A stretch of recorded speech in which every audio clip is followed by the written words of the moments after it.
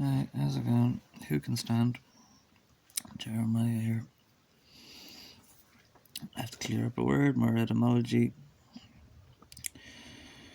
So much post-war crap in this world at the moment. There's a lot of talk about this world, and this word is Holocaust. I've determined in all my theological studies that Ramadan. I've been on kind of like constant Ramadan. I smoke and drink.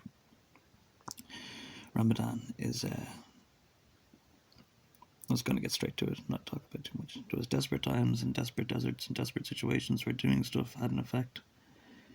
You know, there was a lot of idol worship, and there wasn't a lot of monotheistic traditions. And your bull might have been the most important thing to you, and you made a demonstration that you don't care for this life and only care for salvation or something. Not to be copied, like Empedocles jumping into Etna. It was kind of like something like that in Longdeep Spirits. But if you want a personal sacrifice that pleases the Lord, then Ramadan. Ramadan is you're celebrating a season or a festival. You're making a self-sacrifice, and it pleases the Lord. And none of that stuff really pleases the Lord. Ever pleased the Lord. It's in full of the Bible. I bore your offerings and sacrifices to dead things and dead things on dead things, and not lords. Lord despises these things, greatly despises these things. Killing things, basically. Whetting the dead or something. You're doing stupid, horrible, messed up stuff. I don't want to know about it. But where can I go with this talk about it? Jesus didn't die on the cross, so anytime you try to murder stuff or do stuff in a sort of religious exercise or even reenactment of the crucifixion, it's not a reenactment because people will die, don't they? And killing stuff kills stuff. Things do die. He didn't. And that was the end of it. That was the absolute end of it. There was so much of it going on at the time. You're 900 years into a horrible, broken apocalyptic church, although there was Jewish families that maintained within it, but there was a lot of apocalypse all over the place. You can add that ahead, you have that Jezebel and Rockefeller trash kind of thing running your world, and you're going to see a lot of that kind of murdering stuff and murdering to idols and murdering to false things. And it's all over the place. They're getting the military to do it. They're testing the waters. Trump made the vets are happy, which means that they weren't killing so much. But it's happening anyway. And I just keep hearing about Holocaust as a ritual. If you want to make a Holocaust personal sacrifice which pleases the Lord, you must understand that what it was used in Germany was sarcasm.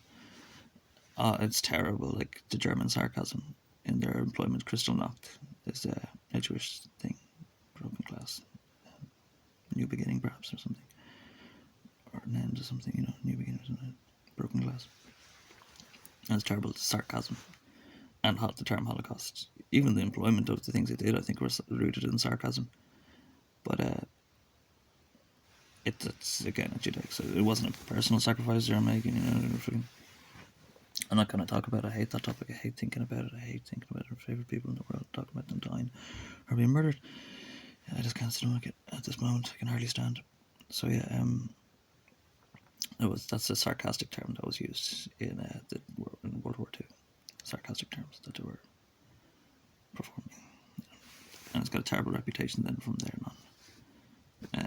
That notion, or rather, so that's it. Ramadan is the sacrifice. Celibate and vegan, little things like this are kind of making an effort. You know what I mean? But the Lord and all lords and everything important. It's dead stuff. Yeah.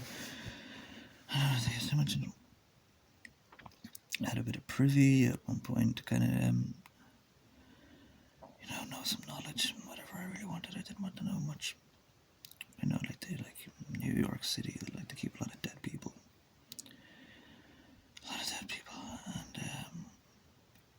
And they're talking to their great grandfather or painting or something like this. And they're like, whatever you want, Pop, we'll bring you whatever you want. And I asked, what do they actually want?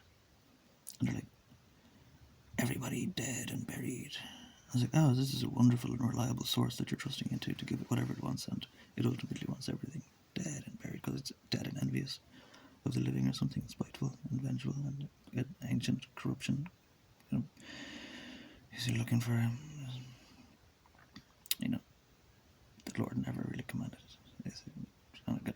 very biblical on this and get down to the very root of it. But no, you butcher. So stop killing stuff. A lot of swans, a lot of geese, a lot of cattle, and kittens.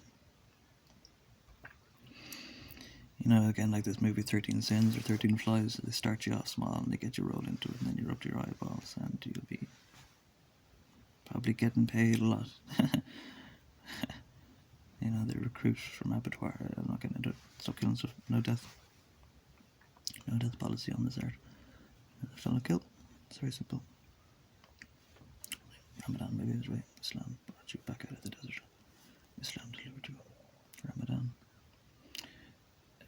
You know what Ramadan is. It's period in the year. I think around this time of year, Lent time, where they make personal sacrifices and celibacy and dietary stuff. Yeah. Please the Lord. Please.